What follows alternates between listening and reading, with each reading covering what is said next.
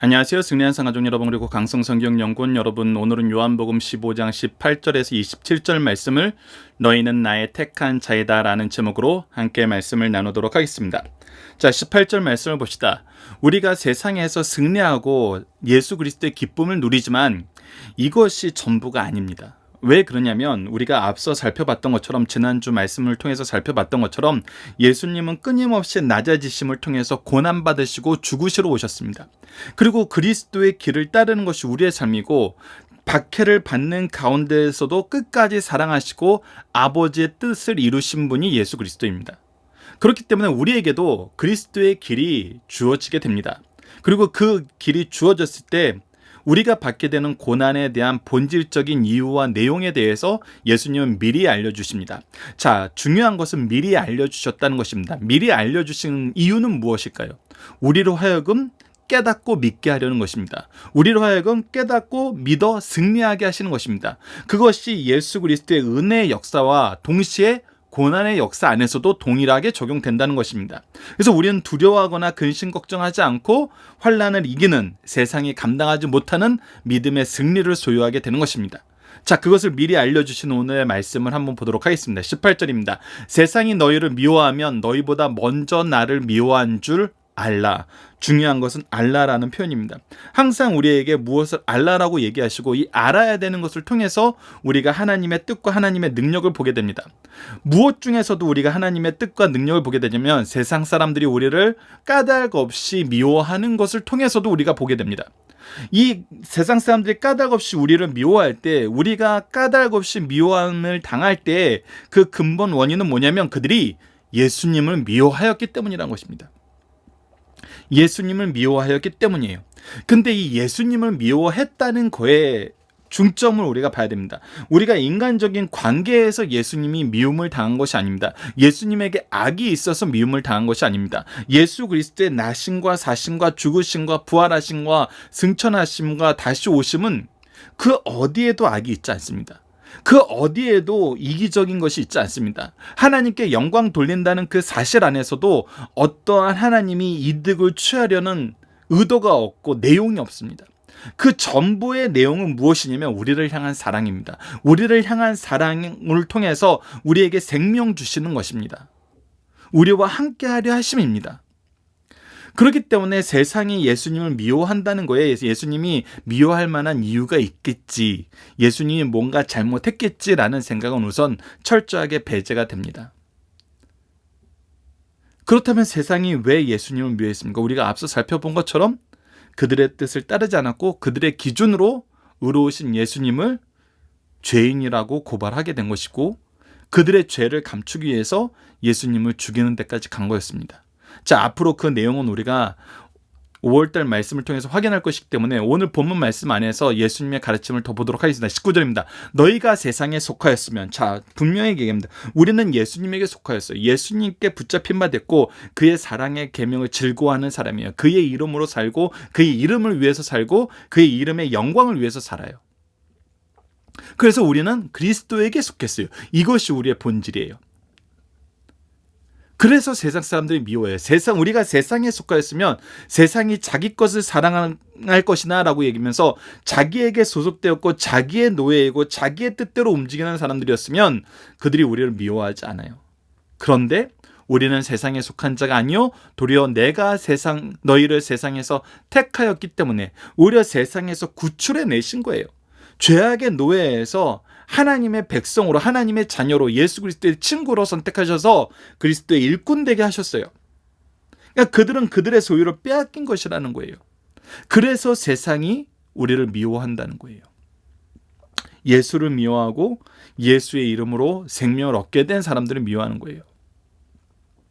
20절 봅시다. 내가 너희에게 종이 주인보다 더 크지 못하다 한 말을 기억하라. 사람들이 나를 박해했은즉 너희도 박해할 것이요 내 말을 지켰은즉 너희 말도 지킬 것이니라. 자, 보십시오. 이 말씀이 굉장히 중요한 말씀입니다. 그래서 우리가 세상에서 항상 경험하게 되는 것은 세상이 예수 그리스도를 미워함으로 우리를 미워하게 되는 그 상황입니다. 근데 그 상황 안에서도 우리가 미워하는 그 미움 안에서도 우리가 확실하게 승리를 확언하면서 나아갈 수 있는 이유는 뭐냐면 바로 예수님보다 더 많은 고통은 당하지 않는다는 것입니다. 예수님보다 더 심한 모멸과 멸시와 낮아짐은 없을 거라는 것입니다. 그것이 종이 주인보다 더 크지 못하다는 이 말이 그에 해당되는 것입니다. 사람들이 예수님을 박해하듯이 우리를 박해하지만 예수님이 받았던 그 박해만큼 박해하지 않습니다. 그런데 왜 이것이 은혜의 말씀이 되냐면 예수님만큼 박해를 받지 않았음에도 불구하고 우리에게 무엇이 약속되어 있냐면 예수 그리스도께서 이루신 승리가 약속되어 있습니다. 즉 예수님을 있는 힘껏 그들이 최선을 다해서 공격했어요. 그런데 그들이 이겼어요, 졌어요? 그들은 졌어요. 예수님이 승리하셨습니다. 그렇다면 이제 우리를 향한 공격은 예수님을 향한 공격보다 클 수가 없다는 거예요. 그래서 더 큰 공격도 능히 하나님의 역사 안에서, 하나님의 뜻 안에서, 하나님의 계획 안에서 승리하였더라면 우리를 향한 그 공격도 결국은 우리가 패배하지 않고 반드시 승리할 거라는, 오히려 예수 그리스도의 고난이, 예수 그리스도의 고난 이후에 오는 승리의 부활이 우리에게 무엇을 확실하게 얘기해 주냐면 우리는 반드시 승리할 거라는 것을 얘기해 준다는 거예요. 그리고 동시에 우리에겐 어떤 사람도 있냐면 예수 그리스도의 말씀을 듣고 회개하고 돌이킨 사람들이 있었어요. 사도들의 가르침에 예수 그리스도의 이름으로 회개하고 돌이키는 사람들이 있었어요. 그래서 내 말을 지켰을즉 너희들 말을 지키는 사람도 있다. 그래서 우리는 세상에서 항상 이 두 가지를 경험합니다. 우리를 향한 까닭 없는 공격과 미움과 저주를 직면하게 돼요. 그러나 이 안에서 우리가 반드시 승리하게 돼요. 예수 그리스도께서 승리하셨던 것처럼 우리도 승리해요. 그러면서 동시에 누구도 있냐면 우리에게 허락하신 영적인 열매, 복음의 열매를 주세요. 우리의 말을 듣는 사람들이 나타난다는 거예요. 듣고 예수 그리스도를 주로 시인하는 사람들이 나타난다는 것입니다. 이것을 우리가 기억해야 되는 겁니다. 그래서 예수님은 미리 얘기해 주신 겁니다. 그러나 사람들이 내 이름으로 말미암아 이 모든 일을 너희에게 하리니 이는 나를 보내신 이를 알지 못함이니라. 그런데 더 본질적인, 더 구체적인, 더 원론적인 것은 무엇이냐면 세상 사람들이 예수님을 공격했던 그 본질적인 이유는 공격했던 사람들에게 더 절망적이라는 거예요. 왜 그러냐면 유대인들의 예를 들어보면 유대인들은 그 누구도 하나님을 믿지 않는다고 얘기하는 사람이 없습니다. 그리고 우리가 출애굽기에서 보는 것처럼 하나님을 믿지 않는 세상 군왕의 대표로서 바로가 나옵니다. 근데 이 두 그룹 안에서 동일시하게 나타났던 것은 무엇이냐면 한쪽은 하나님을 믿는다 하면서 하나님의 뜻을 따르지 않았고 한쪽은 하나님이 도대체 누구간데 하면서 자기보다 높을 수 없다라고 얘기하면서 따르지 않았어요. 그런데 그 두 그룹에게 동일하게 나타난 하나님의 승리의 역사는 뭐냐면 그들이 하나님이 통치자이고 창조주시고 모든 것이 하나님의 뜻대로 이루어짐을 고백할 수밖에 없다는 것입니다. 그래서 이 두 그룹의 공통점은 무엇이 되냐면 하나님을 알지 못하였던 것이 된다는 것입니다. 우리가 이 부분을 주의 깊게 들어야 돼요. 그리고 우리가 세상을 살면서 우리가 정말 내가 하나님의 뜻을 따르는 삶을 사는가 아니면 뜻을 따르지 않는 삶을 사는가, 때로는 우리가 뜻을 따르지 않는 삶을 살 때 너무나 거리낌이 없이 너무나 쉽게 그 길을 가는 거 아닌가라고 생각을 했을 때 우리는 본론적인 질문으로 다시 돌아가야 된다는 거예요. 우리가 정말 하나님 아나? 우리가 정말 하나님 믿는가? 여러분들, 그래서 제가 이거는 좀 확장된 개념에서 좀 나누고 싶은 것인데 우리 자녀들이 이런 질문을 할 때가 있어요. 우리와 오랫동안 신앙생활 한 사람들이 이런 얘기를 할 때가 있어요. 나 근데 사실 내가 하나님을 믿는지 안 믿는지 잘 모르겠어. 나 근데 사실 하나님이 살아계신지 잘 모르겠어. 그냥 너랑 이렇게 얘기하는 게, 여러분들이랑 이렇게 교제하는 게 좋아서 교회 다니고 엄마 아빠가 너무나 엄마 아빠 사랑하고 좋아하는데 엄마 아빠가 교회 다니는 거 너무 즐거워하니까 내가 다니는 거지, 나 사실 하나님이 계신지 하나님을 정말 내가 믿는지 잘 모르겠어. 이런 얘기할 때가 있어요. 그리고 그런 얘기를 들을 수 있습니다. 그때 우리는 더더욱 무엇을 해야 되냐면 우리가 대답할 걸 준비해야 돼요. 우리를 통해서 나타난 그리스도의 역사의 증거를 우리가 얘기해 줄 수 있어야 돼요. 그리고 그들에게 나를 이렇게 믿게 하시고 나 믿게 하신 그 하나님의 놀라우신 은혜를 가장 먼저 전해야 될 사람으로 지금 나의 자녀, 지금 나의 이웃, 바로 그 의문을 가진 당신을 위해서 내가 준비되어 있다는 것을 얘기하고, 이 준비하심이 하나님이 여러분들을 사랑하는 가장 확실한 증거 중에 하나라는 것을 얘기해야 되고 얘기해 주셔야 됩니다. 그래서 우리를 통해서 나타나는 하나님의 역사를 봐야 돼요. 앞에 제가 예를 들었던 두 가지 경우가 동일한 게 있죠. 하나님을 내가 믿는지 하나님을 살아계신지 모르는데 우리 엄마 아빠가 나를 사랑한다는 건 너무나 잘 알아. 내가 하나님을 믿기 위해서 교회에 나오는지 아닌지는 잘 모르겠는데 내가 당신을 참 좋아하고 당신에게 고마워. 근데 그 안에서 우리는 무엇을 발견할 수 있냐면, 그가 왜, 내 자녀가 왜 하나님을 믿는 가문에서 태어나게 하셨는지 하나님의 뜻을 발견하지 못하고 있는 거거든요.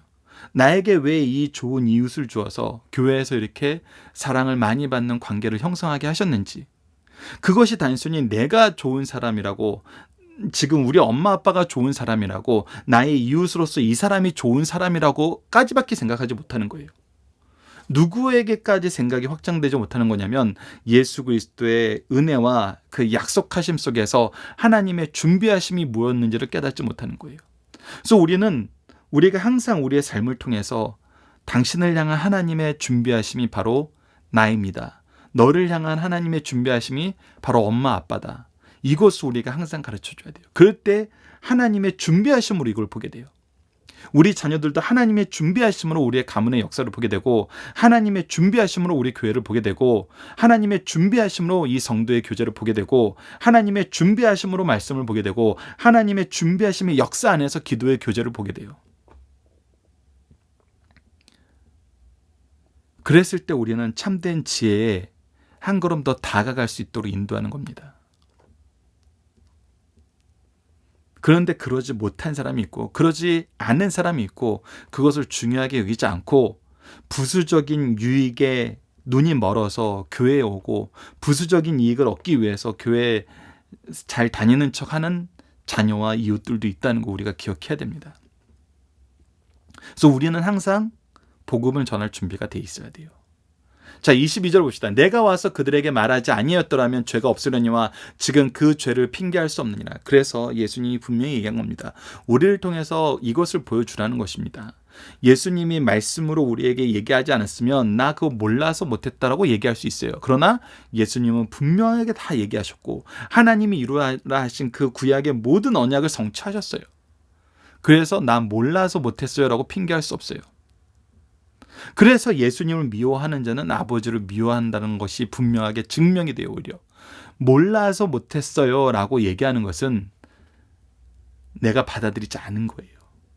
받아들이기 싫어했던 거예요. 그리고 동시에 들은 것으로 깨닫지 못했다고 얘기하는 사람이 있어도, 이렇게 예수님이 너희들이 내 말을 믿을 수 없으면 내가 나를 통해서 이루어진 그 일들로 말미암아 믿으라고 얘기했던 것처럼 예수님이 말씀만 하신 것이 아니라 무엇도 했어요?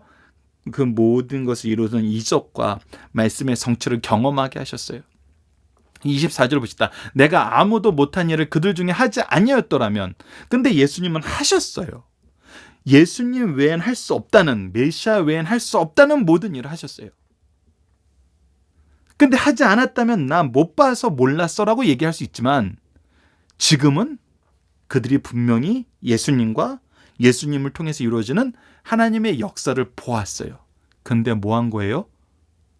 미워한 거예요. 난 듣지 못했어, 난 보지 못했어, 이렇게 핑계하는데 사실 그들은 보고도 보지 못한 척, 경험하고도 알지 못한 척. 그거는 뭐예요? 결론은 미워함이라는 거예요. 그런데 그들의 미워함조차 우리에게는 더 강한 하나님의 역사로, 하나님의 살아계심의 증거로 해석이 되는데 그것이 뭡니까? 바로 25절입니다. 그러나 이는 그들의 율법에 기록된 바 그들이 이유 없이 나를 미워하였다 한 말을 응하게 하려 함이니라. 그들의 어리석음도 결국은 하나님의 말씀의 성취임을, 그래서 하나님의 놀라운 창조주로서의 주권을, 우리를 향한 이 사랑의 놀라운 경고의 말씀을 우리가 깨닫게 된다는 것입니다. 그래서 우리는 악한 자들의 악한 행동 안에서도 하나님의 은혜를 보게 돼요. 야, 정말 하나님 말씀처럼 되네. 그리고 하나님은 이것을 미리 기록함으로써 이런 악한 행동을 하는 자들에게 무엇을 촉구해요? 회개를 촉구하신다는 거예요. 그래서 하나님의 말씀은 이런 의미에서 믿는 자들에게도 은혜고 믿지 않고 거절하는 자들에게도 은혜요. 믿는 자들에게는 그 증거가 너무나 확실해져서 믿음을 더 굳건하게 하심으로 은혜고, 믿지 않는 자들에게는 그들의 행동을 미리 예고함으로 회개하기 때문에 은혜예요. 그래서 하나님의 말씀은 모든 사람에게 은혜인 것입니다. 은혜의 통로가 되는 거예요. 이것을 은혜로 받아 누리는 우리 승리의 산 가족 여러분들, 강성 성경연구원 여러분들 되길 원합니다. 26절과 27절 마저 봅시다. 내가 아버지께로부터 너희에게 보낼 보혜사, 곧 아버지께로부터 나오는 진리의 성령이 오실 때 그가 나를 증언하실 것이요. 그래서 이 너희들이 걱정하지 말아야 될 것은 이 보혜사 성령께서 오셔서 증언하시기 때문에 걱정하지 마. 그리고 그가 내가 너에게 가르친 것, 너희들이 말해야 될 것을 기억나게 하신다고 했기 때문에 너희도 처음부터 나와 함께 있으므로 보혜사 성령이 증언하는 것처럼 너희도 증언하게 된다는 거예요. 예수 그리스도의 증언이 너희들을 통해서, 성령의 역사하심 안에서 너희들을 통해서 세상 사람들에게 선포될 것이란 겁니다. 그래서 이 선포의 역사를 통해서 우리는 또한 하나님의 은혜의 백성됨을 또 확인할 수 있어요.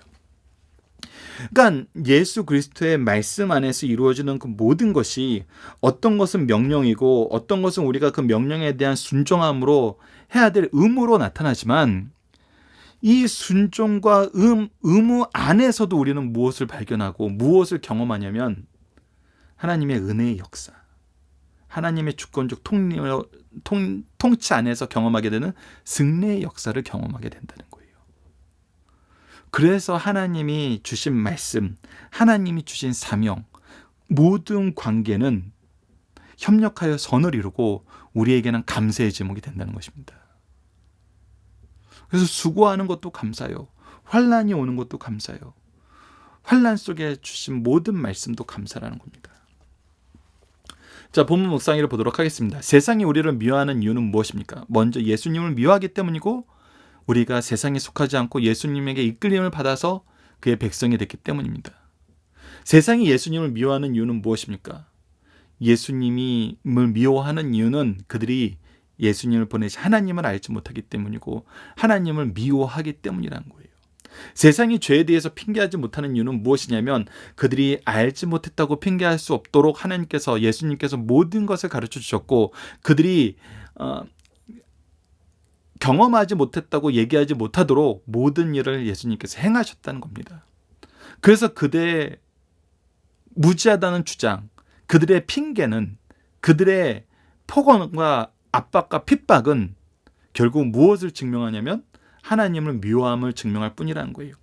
세상이 예수님을 미워하는 것은 무엇이 이루어지는 거예요? 미리 하나님께서 예고하신 그 말씀의 성취를 이루는 겁니다. 이 말씀의 성취에서 우리가 기억해야 되는 두 가지, 말씀의 성취를 통해서 우리가 핍박 가운데에서도 하나님의 말씀이 성취됨을 통해서 하나님의 능력을 확인하고 승리를 확신할 수 있기 때문에 믿는 자들, 환난 가운데 있는 자들에게는 은혜이고, 믿지 않는 자들에게는 그들이 회개할 기회를 주셨기 때문에 그들에게도 은혜라는 거, 이거 다시 한번 우리가 확인하고 기억합시다. 누가 예수님을 증언해요? 보혜사 성령님께서 증언하시고, 또 보혜사 성령님이 우리로 하여금 말할 거, 가르칠 거 기억나게 하시고 이끌어 주심으로 우리도 증언한다는 거예요. 그래서 우리가 이 증언한다는 거에 대해서 또 하나예요. 하나님께서는 말씀으로 당신을 계시하셨어요. 당신의 창조와 당신의 통치와 구원의 계획을 계시하셨어요. 그래서 하나님이 주신 모든 말씀과 하나님이 이루신 구약의 모든 역사도 하나님의 구속사를 증언하는 거예요. 그리고 예수님께서는 이 모든 증언을 성취하셨어요. 그래서 예수님께서도 하나님의 일을 증언하시는 거예요. 성령님께서도 이것을 증언하세요. 그리고 하나님의 모든 일꾼들이 시대 안에서 이 증언의 역할을 했어요. 그래서 우리가 해야 되는 것 중에 가장 중요한 것이 예수 그리스도를 증언하는 거예요. 하나님이 주신 말씀의 가르침으로, 기도의 헌신으로, 그리고 우리의 삶의 승리로 우리는 계속 증언하게 됩니다. 증언을 멈출 수가 없는 거예요. 자, 본문의 중심 사실을 봅시다. 첫 번째, 예수 믿는 사람들은 세상에서 환영받기보다는 핍박을 받게 된다는 것입니다. 예수 믿는 사람들은 교회 밖 세상에서 보편적으로 환영받지 못하고 미움을 받게 되는데 그 이유를 두 가지로 설명해주고 있습니다. 첫째는 예수님의 말씀 때문입니다. 지금까지 세상 사람들은 삶에서 양심의 가책 없이 존경 지지를 받고 살았으나 예수님께서 그들의 삶이 죄악된 삶이라고 지적하시기 때문에 그들이 예수님을 미워하였고 그와 동일하게 우리를 미워한다는 것입니다. 두 번째, 예수 믿는 사람들의 삶의 목적과 방법이 세상과 다르기 때문입니다. 이제 모든 목적과 방법이 달라져서 목적은 하나님의 영광이요 방법은 예수 그리스도께서 사랑하신 그 사랑의 모습 때문이에요. 근데 세상은 이것을 싫어해요. 이것을 미련한 것으로 여기고 때로는 거치는 것으로 여겨요. 그러나 우리는 그것이 기쁨이 되고 능력이 되고 승리가 되고 평안이 돼요. 그리스도인들은 세상 조직에 속해 들어와 죄악된 삶과 일치하지 못하고 불일치를 가져와요. 예수 믿는 사람들의 삶의 목적은 좋고 방법이 옳아도 세상 속에서는 환영보다는 미움의 대상이 된다는 사실을 가르쳐 주는 말씀이 오늘 본문 말씀입니다. 두 번째, 메시아로 오신 예수님을 거부하면 가장 중한 형벌을 받게 됩니다. 예수님은 구약 성경에 약속된 메시아로 오셨어요. 그리고 그가 이 땅에 계시면서 자신이 메시아이심을 빠짐없이 증명하는 삶을 사셨어요. 하나님의 말씀과 하나님의 계획과 하나님의 뜻을 다 이루는 삶을 사셨어요. 주님이 메시아이신 것을 누구도 부인할 수 없을 정도로 확실하게 증명되었어요. 우리가 성경을 통해 보게 된 건 뭡니까? 예수 그리스도께서 메시아이심을 예수님이 선지자들이 증언하였고 하나님이 직접 증언하셨고 세례 받으실 때 변화산에 그리고 우리가 마지막 공생 이 마지막 고난 주간 때 헬라인들이 와서 얘기할 때 그리고 세례 요한이 증언하였고 그리고 예수님 당신이 이 모든 것을 통해서 증언하셨잖아요. 그래서 이 예수님의 메시아 되심은 너무나 확실해요. 그러므로 이를 보고 듣는 사람들은 주님이 메시아인 줄 몰랐다고 핑계할 수 없어요. 이 원리는 언제 어디서나 적용돼요. 그리고 우리를 통해서 또 이것을 증언하게 하셨고 증언하는 역사가 성령을 통해서 계속해서 쌓여나가고 있어요. 이것은 항상 계속해서 쌓여나가요. 이게 갱신된다라는 표현을 써야 되는지 아니면 새롭게 된다는 표현을 써야 되는지 알 수 없으나 이것은 언제 어느 시대나 동일하게 적용된다는 거예요. 예수님의 메시아 되심이 말씀을 통해서 증언되고 성령의 역사를 통해서 증언되고 우리의 삶의 승리를 통해서 증언된다는 거예요. 그래서 복음을 듣지 못하거나 복음의 결과를 보지 못한 자보다 복음을 듣고 그 결과를 보고도 이를 받지 않고 거부하거나 무관심하는 자들은 심판 때 그들의 형벌이 더 중할 것임을 분명히 얘기해 줍니다. 복이 되지 못하면 도리어 저주가 된다는 사실을 이 엄청난 사실이에요. 우리에게 하나님의 말씀이 왔다는 것은 예수 그리스도를 믿게 하셨다는 건 예수 그리스도의 복음이 우리에게 제시되었다는 것은 너무나 큰 은혜예요. 바꿀 수 없는 은혜예요. 근데 이것을 우리가 거절하는 것은 오히려 우리의 죄의 내용이 더 분명해지고 더 중요해진다는 거예요. 이것을 우리가 기억해야 됩니다. 그래서 복음은 들었을 때 즉시 그 복음에 항복해야 돼요. 회개해야 됩니다. 우리가 임의대로 조종하려고 해서는 안 돼요. 임의대로 조종하는 건 은혜가 아니에요. 우리의 업적이에요. 그러나 계속해서 성경이 강조하는 것은 이것이 은혜라는 것입니다. 은혜에는 우리의 절대적인 가난함을 인정하는 우리가 팔복에서 얘기했던 대로 심령이 가난하다 할 때 가난함은 은혜가 아니면 살 수 없는 절대적인 무능에서에 오는 가난함이에요. 살 수 없을 때 이것을 우리가 임의대로 선택한다고 얘기할 수 없어요. 우리는 그것을 그의 은혜에 매달릴 수밖에 없어요. 기억해야 됩니다. 복음과 복음 전도자는 성령의 역사하심으로 반드시 승리한다는 것입니다. 복음과 복음의 전도자는 세상에서 배척과 반대를 받고 시련을 당합니다. 그러나 그것 때문에 소멸되지 않아요. 이것이 교회사가 증명해 주는 거예요. 가장 확실한 증명이 바로 이거예요. 우리는 소멸되지 않아요. 이는 성령이 역사하시며 승리케 하시기 때문이에요. 그래서 교회의 역사는 성령의 역사예요. 그래서 우리가 사도행전을 성령행전이라고 부르는 이유가 그거예요. 교회의 역사를 기술하는데 그것이 성령이 승리하게 하시는 역사이기 때문에. 그래서 사도행전에서 계속 반복해서 나타나는 말씀 중에 우리가 자주 나누는 게 뭐예요? 말씀이 흥하더라. 말씀이 흥하더라. 말씀이 능력 있게 퍼져서 믿게 되는 사람이 많아진다는 거예요. 이것이 부흥이거든요. 그러므로 성도, 특히 복음 증거자는 성령께서 자신과 함께 하심을 경험해야 한다. 성령께서는 그리스도인들이 내적 확신을 통해 예수님을 외부 세계에서 증거케 하신다는 사실을 경험적으로 가르쳐주고 있습니다. 자, 본문 다시기입니다. 첫 번째, 예수께서 복음을 전할 때 사람들은 어떤 반응을 보입니까? 두 가지 반응이 있죠. 미워하거나 따르거나. 항상 이 두 가지가 있습니다. 많은 사람들이 그리스도와 그의 복음을 배척하는 가장 근본적인 이유는 무엇입니까? 자기네들의 죄가 드러나기 때문이에요. 자기네들의 죄가 드러나서 부끄러워졌을 때 회개해야 되는데 오히려 어떤 사람이 있다고요? 어둠을 더 사랑하는 사람이 있다고요.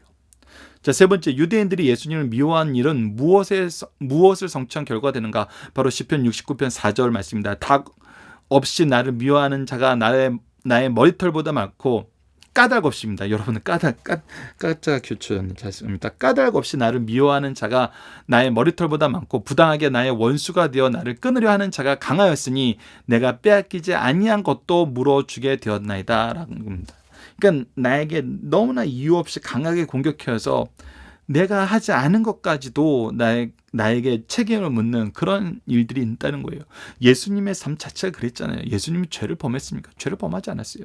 하나님을 모독했으니까 모독하지 않았어요. 오히려 그들이 하나님을 거절했죠. 근데 유대인들의 재판에서는 신성 모독이라고 예수님을 죽이려고 했고, 빌라도의 재판에서는 로마에 반역한 스스로 왕이라고 칭한 사람이라고 하면서 종교적, 정치적으로 없는 죄를 뒤집어 씌워서 죽였어요.